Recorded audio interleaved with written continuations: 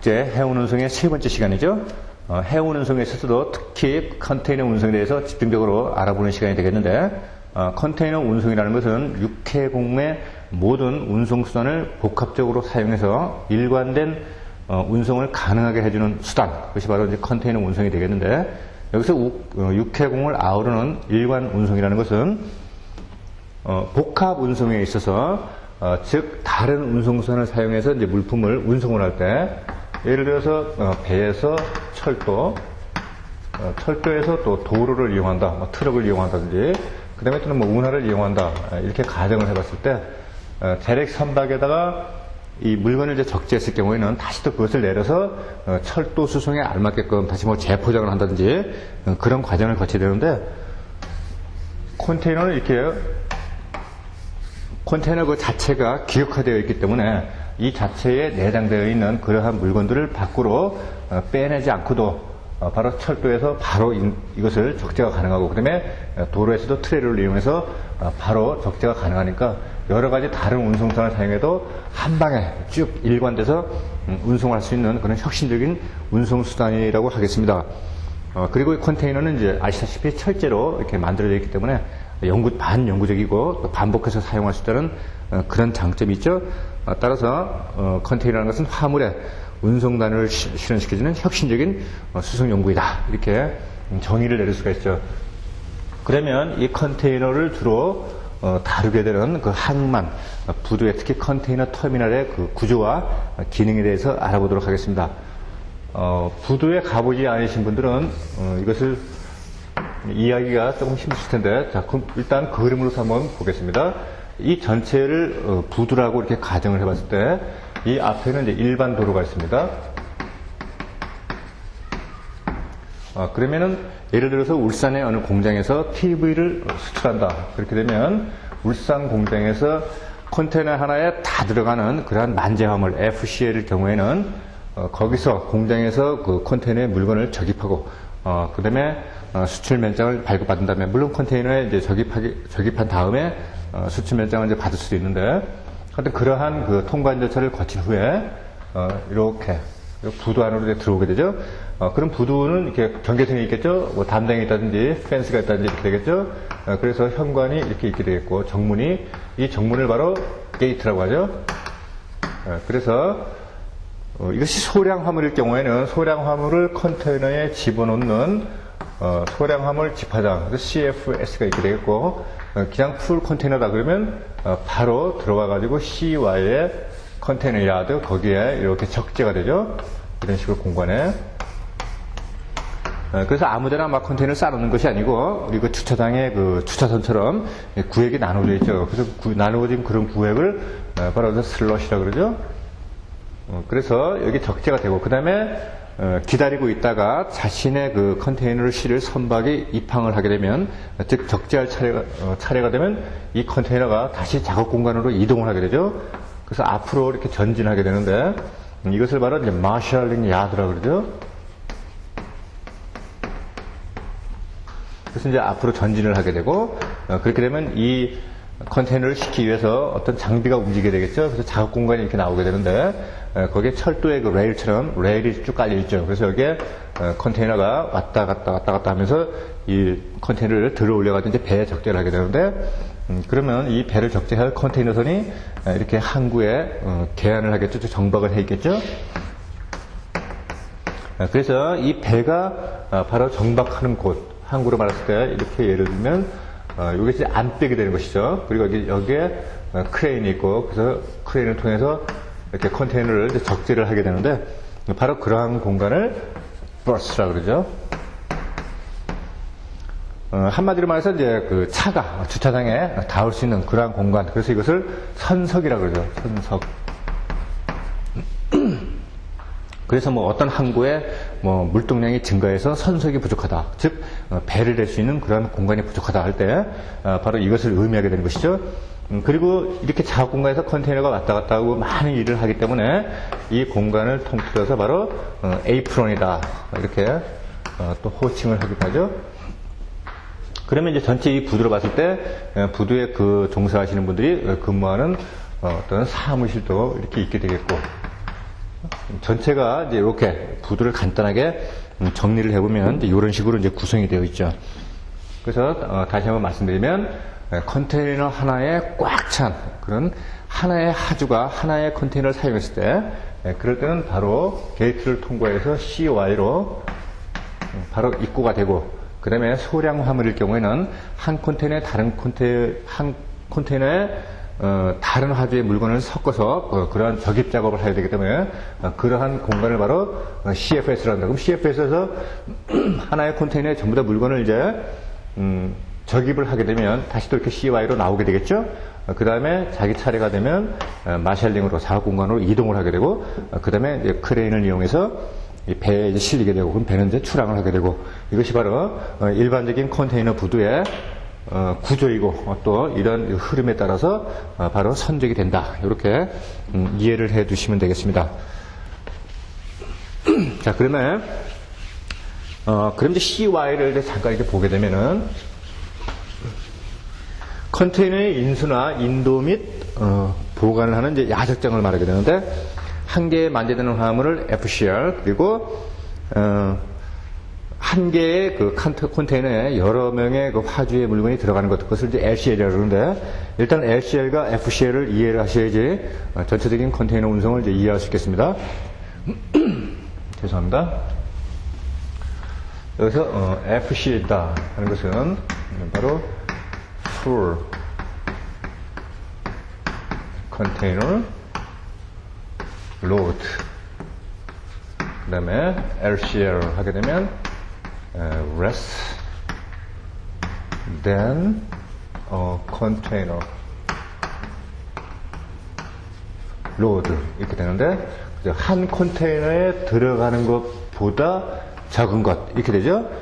그래서 이것은 만재화물, 이건 소량화물 이렇게 부르게 되는데, 예를 들어서 이런 거죠. FC 같은 경우는 하나의 화주가, 아까 그 울산의 TV 공장을 예를 들었을 때 이렇게 하나의 컨테이너가 있는데 그것이 20피트든 40피트든 그거와 상관없이 이 컨테이너 하나의 전체 단일의 화주가 하나의 컨테이너에 전부 다 물건을 다 채워놓는 것, 그것이 바로 이제 FCL이 되고, LCL 같은 경우는 하나의 화주의 물건을 이렇게 채웠는데 이만한 공간밖에 차지하지 못하는 것, 그것이 바로 LCL 화물이 되겠습니다. 이렇게 되면은 컨테이너의 전체에 대해서 운임이 책정이 되기 때문에 상대적으로 여기에 들어가는 화물의 양이 작으면은 상대적으로 운임이 높아지겠죠. 그래서 동일한 목적지나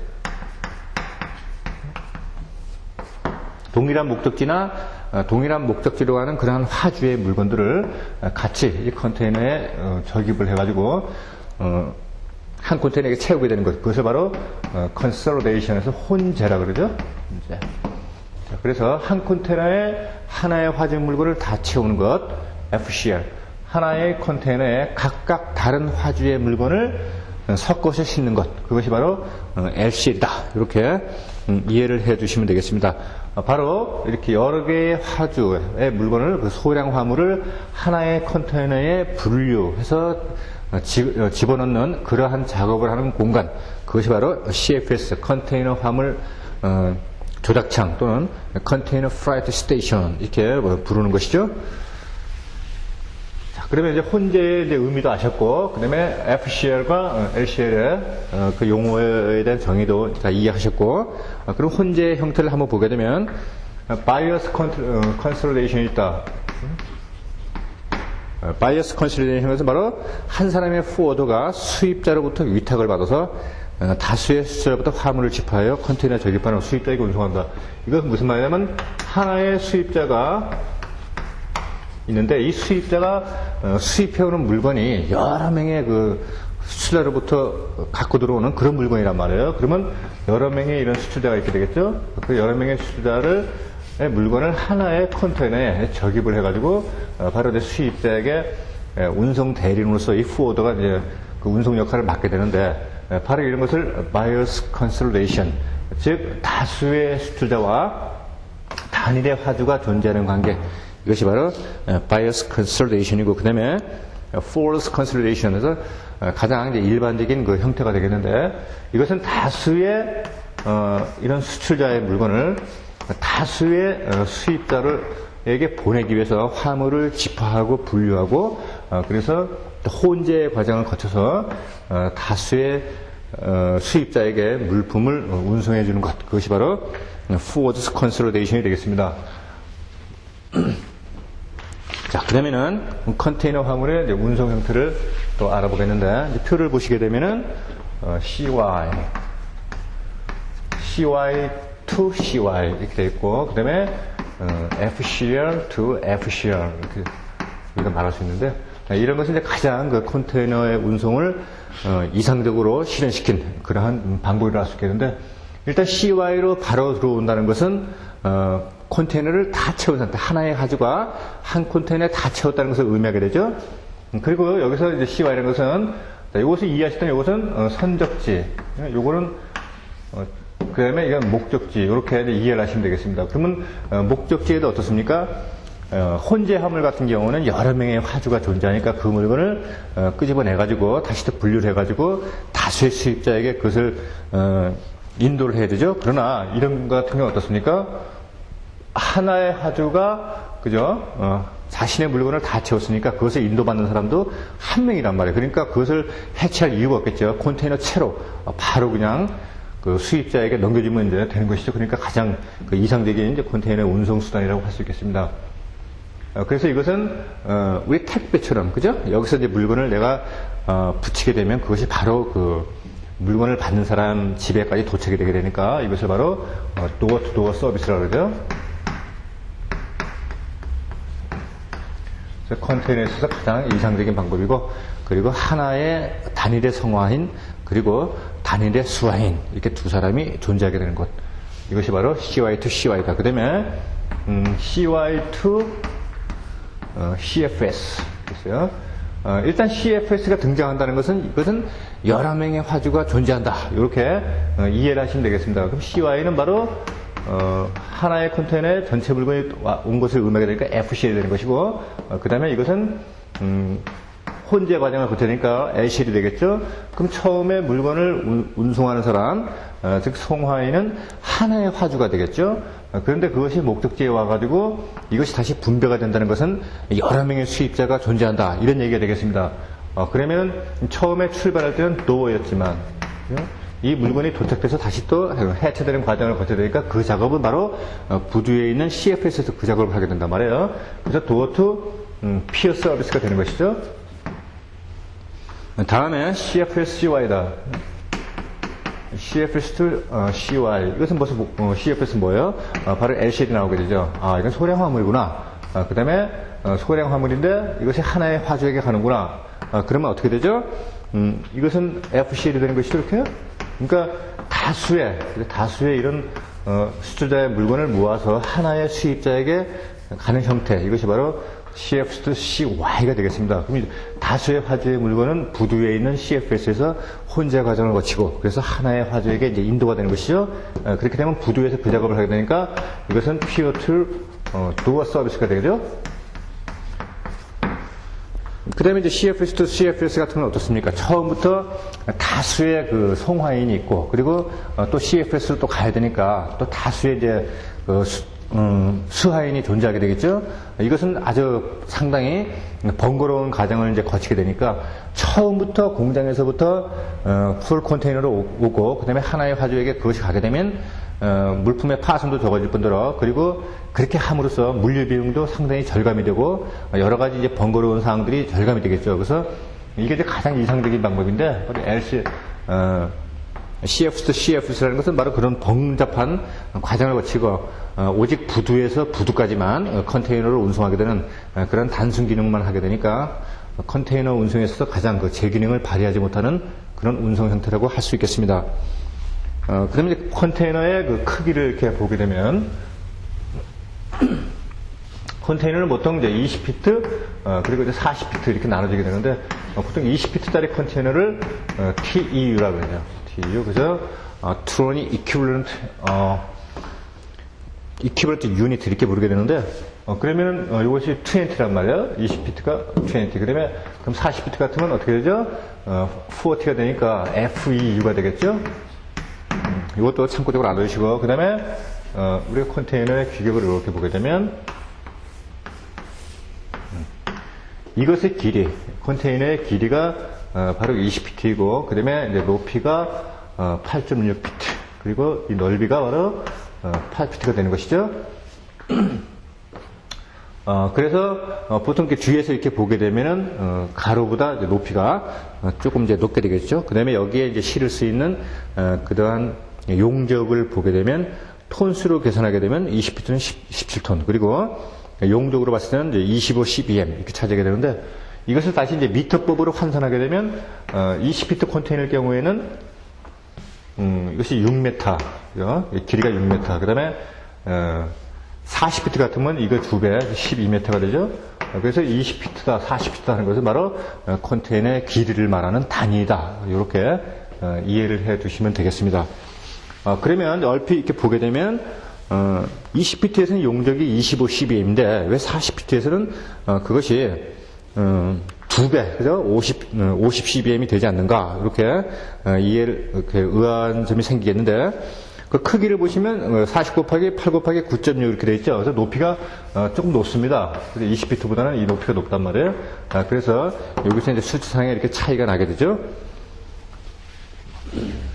그러면은 나머지 것들은 여러분들이 다 이제 충분히 이해할 수 있는 것이고, 그 다음에 부지약관 조항, 그래서 unknown clause를 예를 보게 되면 이것은 이제 부지약관 조항이죠.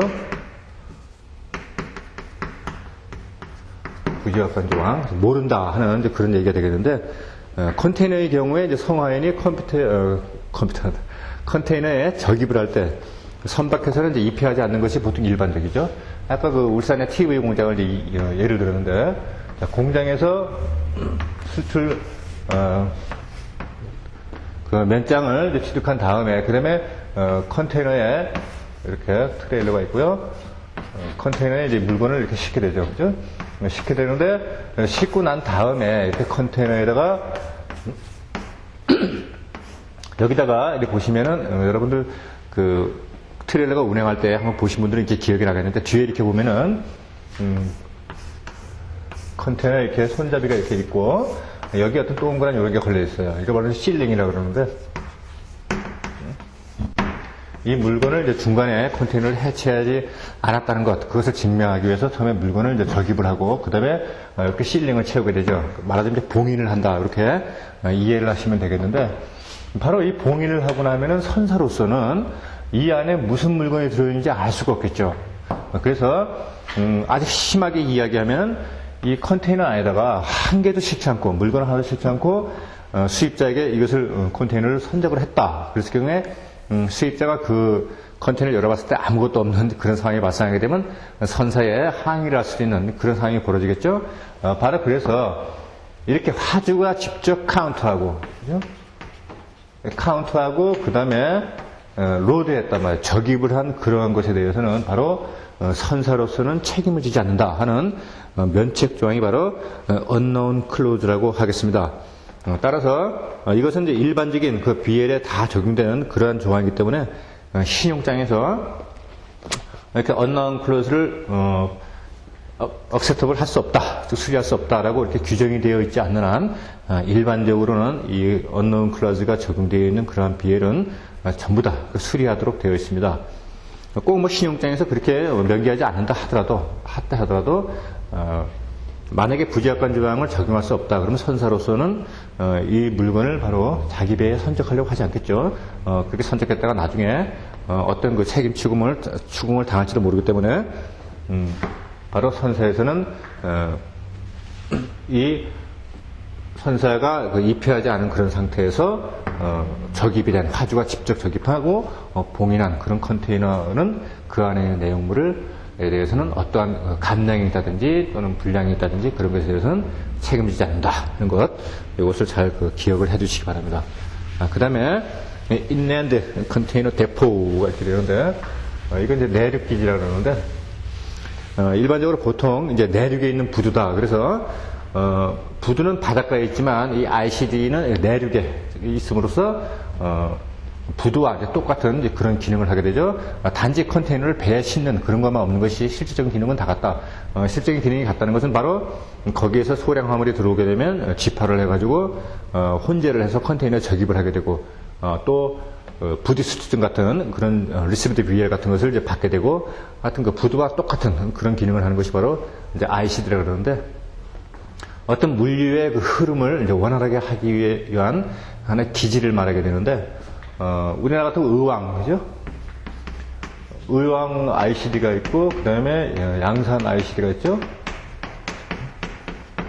그래서 이것을 뭐 서울에서 출발을 해가지고 부산항으로 이제 바로 오게 되면 도로에 여러 가지 적체 현상도 생기게 되고, 그래서 일정한 이제 물류 그 기지를 이제 만들어가지고, 경부고속도로를 타고 온 그러한 그 컨테이너가 일단 양산 ICD에 입고가 되게 되면 그것으로서 리시브드 BL이 발행이 되고, 여기서 아까 그 CFS 같은 그런 기능을 다 수행해가지고, 그 다음에 컨테이너가 바로 이제 부산항으로 들어와가지고 선적을 하게 되죠.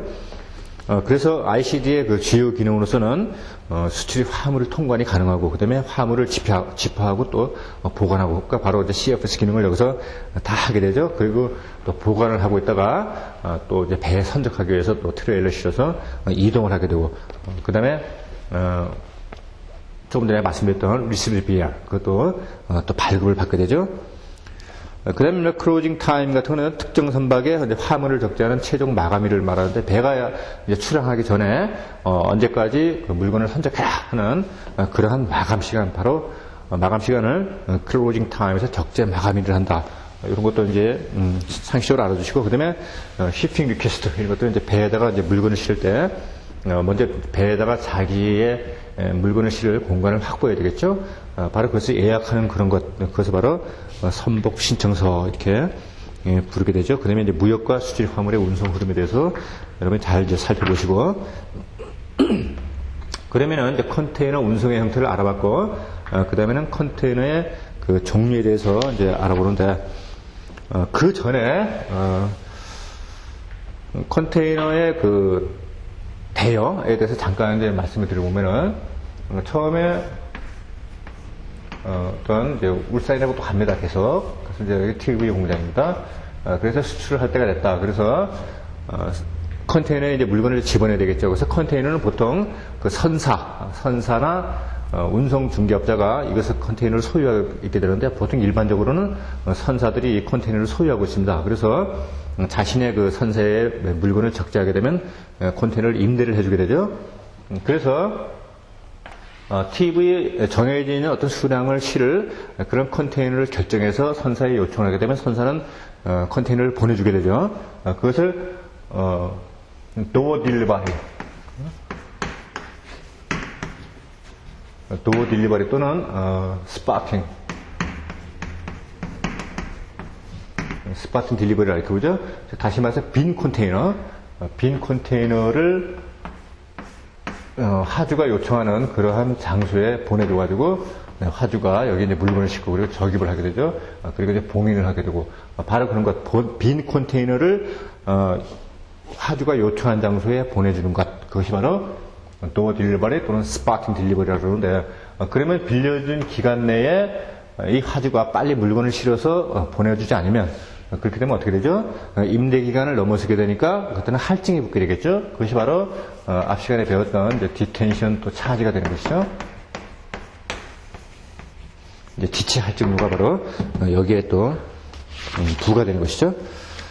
자, 그 다음에는 컨테이너의 종류에 대해서 이제 알아보면 전부 다 여러분 다 이해할 수 있는 것이고, 건화물 컨테이너가 있게 되는데, 일반적인 공산품 바로 여기에 다 싣게 되고, 우리가 보통 시내에서 보게 되는 컨테이너의 형태, 사방이 다 막혀 있고 단순하게 사각형으로 되어 있는 거, 이것이 여기에 다 해당이 되고, 그 다음에 이제 냉동 컨테이너에서 리퍼 컨테이너인데, 이런 것들은 컨테이너에 그 어떤 일정한 온도를 유지할 수 있는 그 냉동 장치가 이렇게 달려 있게 되죠.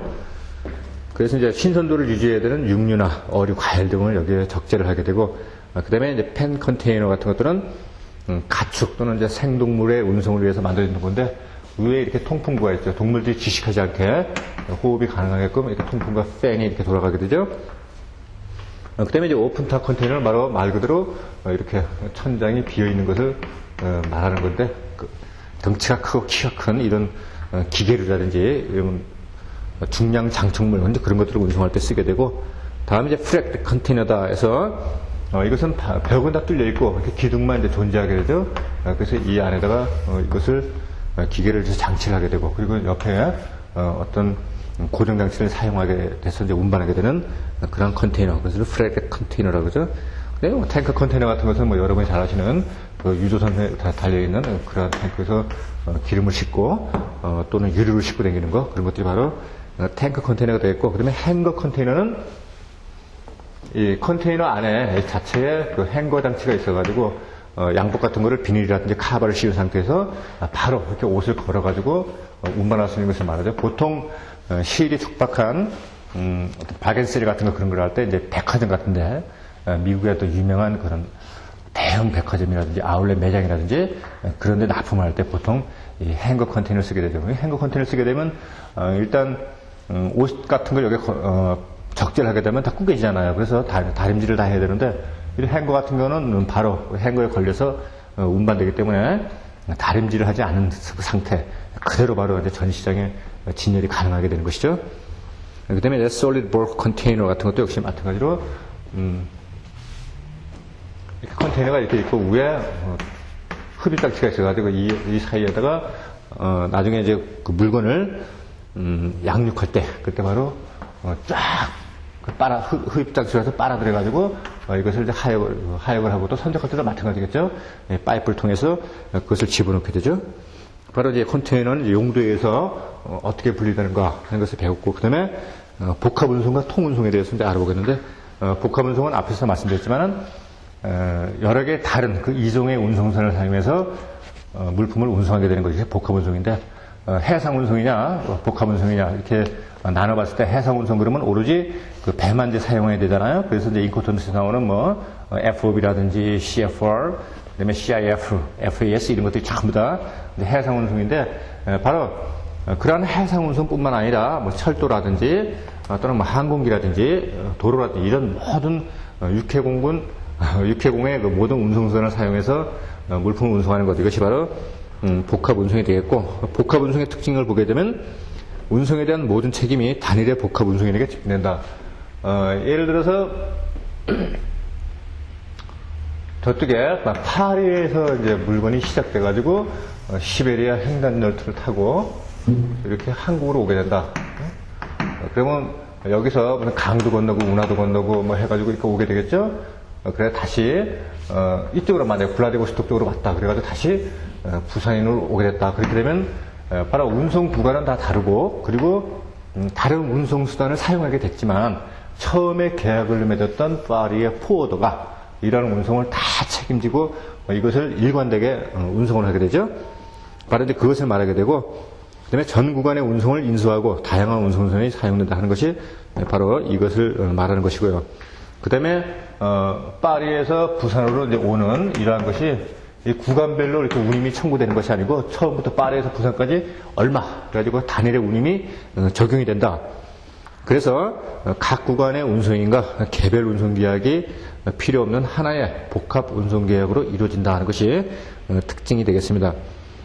그럼 이제 복합 운송의 이점으로서는 어떻습니까? 이제 불필요한 환적을 적게 하고 하나의 운송인이 전 과정을 일관되게 책임지고 운송을 하게 되니까 가장 그 경제적이고 그리고 빠른 루트를 이용하게 되겠죠. 그렇게 함으로써 하역 기간이 단축되고 항만의 컨테이너 시설을 이용한다든지 하여튼 그 구조적인 여러 가지 장치들을 효율적으로 이용할 수 있게 되니까 바로 경제적이고 좀 효율적이고, 그 다음에 이제 그렇게 배치가 돼서 운송을 하게 됨으로써 바로 이제 합리적이고 효율적인 그런 이제 운송이 가능하다. 이렇게 이해를 하시면 되겠습니다. 보통 복합 운송을 사용할 때는 고정적인 그런 전기 루트를 이제 이용을 하게 되죠. 다음에 이제 통 운송이라는 것은 이거하고 개념은 같아요. 복합 운송과 개념은 같은데, 복합 운송 같은 경우는 처음에 파리부터 부산까지 하나의 운송인이 전 과정을 책임지고 이렇게 가게 되는데, 여기서 통 운송이라는 것은 여기서 뭐 모스크바를 갔다. 그 다음에 뭐 여기서 하바르프스크를 갔다, 또는 블라디보스토크 갔다. 그러면 운송 구간이 이렇게 나눠지겠죠. 그러면 각각의 이 운송 구간을 맡은 그러한 운송 대리인이 이것에 대해서 책임을 지고 BL에 그 연설을 하게 되죠. 그래서 파리부터 모스크바까지는 내가 운반했다. 모스크바부터 하브라포스까지는 내가 운반했다. 이런 식으로 그런 식의 서명을 하게 됨으로써 바로 이 사이에 어떤 사고가 있었다. 그렇게 되면 그것에 대해서 책임을 지게 하는 것. 그것이 바로 통운송이 되겠고, 통운송에는 바로 드로비엘이 발행이 된다. 이렇게 또 정리를 해 두시면 되겠습니다. 그 다음에 이제 랜드 브릿지라는 게 있게 되는데, 이것은 이제 바다를 이용하는 그런 루트에 중간에 육지를 이용해서 다시 또 이제 바다로 빠져나가게 되는데, 그렇게 되면은 우리가 이제 도로를 이렇게 연상시키면, 그죠? 도로에는 육교가 있죠? 그럼 사람이 보행을 하려면 이렇게 육교를 건너가서 다시 또 건너편으로 건너가야 되는데, 이것을 만약에 바다를 보았을 때,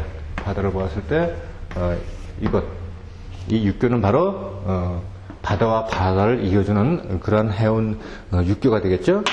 그래서 이제 예를 들면은 부산에서 출항한 그 배가 미국의 샌프란시스코에 도착을 해가지고 그 다음에 이제 미 대륙을 관통해서 다시 또 유럽을 빠져나간다. 그렇게 되면 이 중간에 이제 미 대륙은 바로 해상의 육교 역할을 하는 것이죠. 바로 그것을 랜드 브릿지다. 이렇게 이제 이야기를 하게 되는 것이죠. 그다음에 뭐 ETA, ETD 같은 거, 또 이제 ETA가 있고 ETD가 있죠. 이것은 estimate,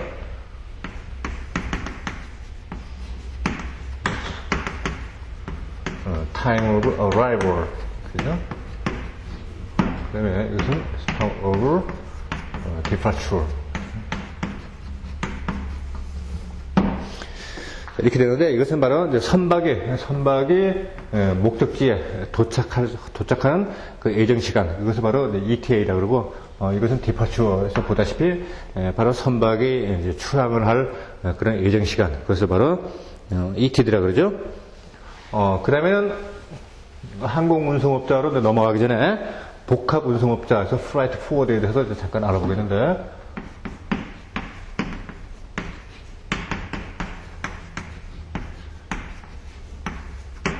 이 해운 운송에서는 이 포워드의 역할이 굉장히 중요합니다.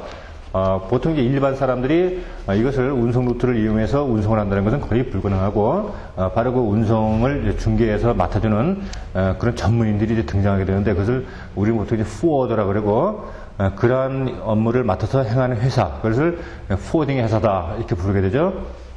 그래서 이제 포워더들이 하는 역할이 진짜 상당히 중요한데, 포워드의 역할을 보게 되면 운송수단을 직접 소유하지는 않죠. 운송수단은 뭐 선사가 소유한다든지 항공사가 소유하게 되는데, 이 포워드들은 일반적으로 직접 운송수단을 사용하는 것이 아니고 선사와 그 하주 그 사이에서 하주의 요청에 따라서 전 운송 구간에 걸쳐서 가장 경제적인 운송 루트를 제공을 해주고, 그것을 또 조언을 해주고, 그 다음에 이제 어떤 화물에 대해서 어떻게 포장을 해라 하는 그 포장 방법에 대한 조언도 해줄 수 있게 되겠고, 그 다음에 다른 나라를 통과할 때 그때 그 다른 나라에서 적용되는 어떤 여러 가지 운송 법규라든지 이런 것에 이제 그 조언을 해주게 되죠. 물론 이제 그러한 대가로서 대신해서 운송을 맡아줌으로써 거기서 생기는 중개 차익, 그것을 바로 수입원으로 하는 회사가 바로 포워딩 회사가 되겠고, 그러한 업자를 바로 복합운송 주선업자, 그래서 프라이트 포워드라고 그러죠.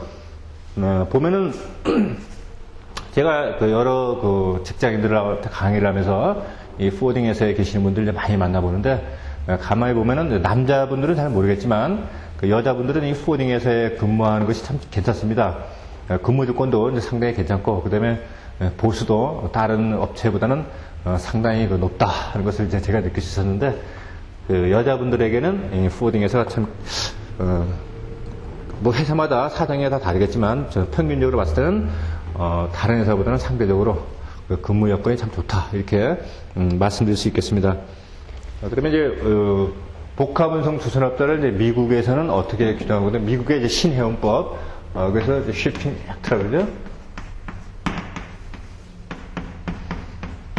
US Shipping Act에서 신해운법 이렇게 부르게 되는데, 이제 한국에서는 이제 Freight Forwarder, 그래서 약칭해서 그냥 Forwarder라고 그러고, 미국에서는 신해운법에서는 MVO CC 이렇게 부르죠. 이것은 Non Vessel non-vessel operating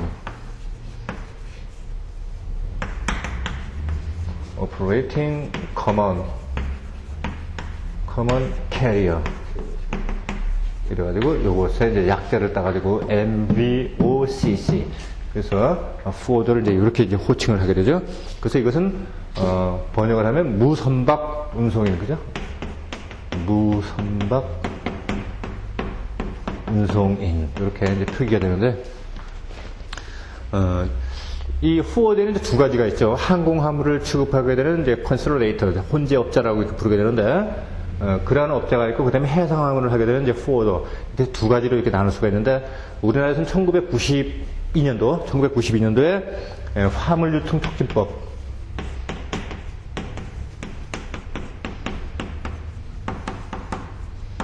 화물유통 촉진법이 제정이 돼가지고, 이것이 그 항공운송업자 그리고 해상운송업자 forwarder하고 같이 이제 일원화되어 있죠. 두 개가 통합이 돼가지고 바로 복합운송 주선업자로 이렇게 단일화되었습니다.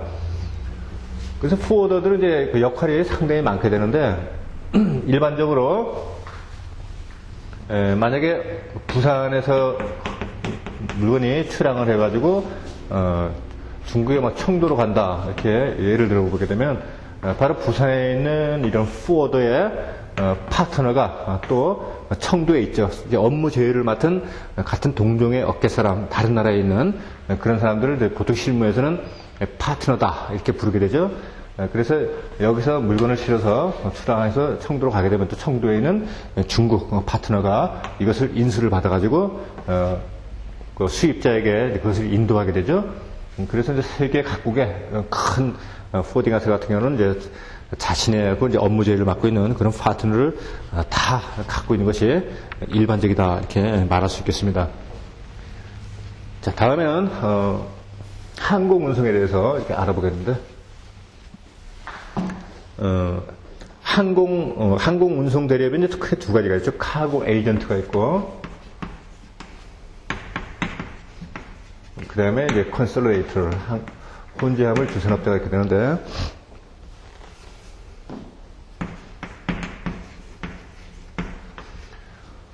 이 두 개는 동일일 수도 있고 별개일 수도 있고 그래요. 보통은 이제 이것을 하나의 그 포워딩 회사가 이 두 가지 업무를 다 취급을 하게 되는데, 보통 이것은 FCL 화물을 다루고 이건 LCL 화물을 이렇게 다룬다, 이렇게 규정이 되어 있는데, 꼭 그렇지는 않고 보통 큰 회사 같은 경우는 이 두 가지 업무를 다 한다. 그래서 주로 이제 컨설레이트가 하는 것은 혼재잖아요, 이게. 그래서 소량 화물을 전부 다 집하해가지고 그것을 이렇게 운송 대리점에게 맡기고, 그래서 운송 대리점은 다시 또 항공사에다가 이 운송을 의뢰하게 되는 그런 시스템으로 이 두 업체가 이제 움직이게 되는데, 일반적인 것은 그렇고, 교과서적은 그렇고, 일반적으로는 이것이 실무적으로는 통합돼서 하나의 업자가 이것을 다 이행을 하게 된다, 이렇게 이해하시면 되겠고, 그 다음에 가장 그 결정적인 것은 카고 에이전트는 바로 선사에서 발행하는 BL과 같이 항공화물 운송장을 이제 발행하게 되는 그것이 에어웨이 빌이죠. 에어웨이 빌, 이렇게 부르게 되는데, 이것은 산하증권하고 이제 똑같은 그런 기능을 하게 되죠. 물론 이제 여러 가지 차이점은 또 나중에 이제 배우시게 되겠지만, 그래서 에어웨이 빌을 발행하게 되고, 그 에어웨이 빌도 바로 마스터 한 장에 에어웨이비를 발행을 하고, 그러나 이제 컨설레이터는 이것을 근거로 해서 바로 또 하우스 비어를 이제 발행하게 되죠. 이것은 이제 FC에서 하나의 에어웨이빌이 이제 발행됐고, 이거는 여러 명의 하주가 이제 존재하게 되잖아요, 그죠? 그러니까 여러 명의 하주에게 별도로 분할해서 에어웨이빌을 이제 발행을 하게 되니까 바로 컨설레이터는 하우스 비어를 발행해야 된다, 이렇게 이해를 하시고, 그 다음에 항공 운임을 책정하는 그 테리프, 이 테리프가 있게 되는데, 이 카고 에이전트는 자체 그런 운임 체계인 테리프를 갖고 있지 않고 항공사에서 적용하는 그런 운임 체계를 그대로 적용을 하게 되고, 그 다음에 이제 컨설레이터 같은 거는 자체에서 운영하는 그런 운임을 적용하는 그런 테리프가 따로 또 이제 존재를 하게 되죠.